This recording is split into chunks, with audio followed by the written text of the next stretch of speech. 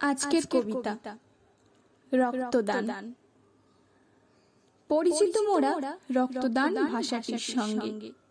শিরা ধমনির মাধ্যমে রক্ত বইছে মোদের সারা অঙ্গে। রক্ত দ্বারা গঠিত সমগ্র প্রাণী জগৎ, রক্তের গুরুত্ব তাই সর্ববৃহৎ। শরীরে রক্ত থাকে নির্দিষ্ট পরিমাণে, রক্তের বিশ্লেষণ কজনই বা জানে? রক্ত আসলে 4 ভাগে বিভক্ত, এ বি এবি ও। পরীক্ষার দ্বারা করা যায় শনাক্ত। শরীরে রক্তের বিনাশ ঘটে নির্দিষ্ট সময় পরে, সেই ঘাটতি শরীর আবার পুনরায় পূরণ করে। তাই শরীরের অতিরিক্ত রক্তকে করো না অবহেলা, তাদের দাও হসপিটালে যারা খেলছে জীবন মরণ খেলা। কথাই আছে, করো যদি রক্তদান, সেটি হবে মহৎ দান। প্রাপ্তবয়স্ক সুস্থ সবল ব্যক্তি বছরে 2-3 বার রক্তদান করলে হয় না কোনো ঘাটতি। রক্ত করে দান শরীরের আভ্যন্তরীণ কার্যক্ষমতা বাড়ান। করো যদি রক্তদান, বাঁচবে একটি সুস্থ প্রাণ। অন্যের অসুস্থতায় করলে রক্তদান, নিজের অসুস্থতায় পাবে তার প্রতিদান। রক্ত তৈরি হয় না কৃত্রিম ভাবে, এখনো বহু মানুষ মারা যায় রক্তের অভাবে। রক্তদানের জন্য মানুষকে করতে জাগ্রত, রক্তদান শিবির হচ্ছে প্রতিনিয়ত।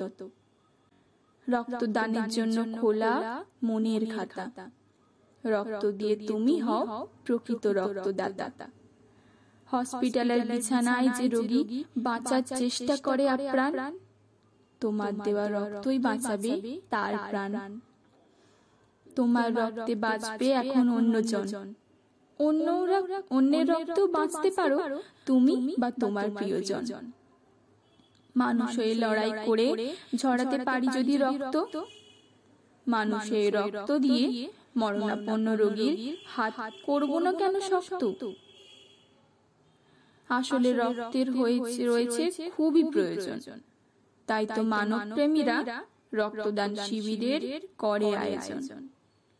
বহু মানুষ আছেন যারা প্রতিনিয়ত করেন রক্তদান, সমাজে তারাই রক্তদাতার সম্মান পান। রক্তদাতা তুমিও যদি হতে চাও, অবিলম্বে রক্তদান শিবিরে চলে যাও। বাঁচবে একটি প্রাণ তোমার রক্তের দ্বারা, অজান্তেই তোমার দ্বারা জীবনের একটি মহৎ কার্য হবে সারা।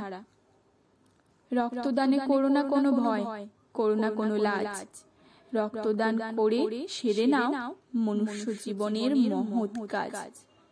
তাই রক্তদানে তোমাদের করছি অনুরোধ, রক্তকে নিয়ে জাগাও মনে একটু বোধ।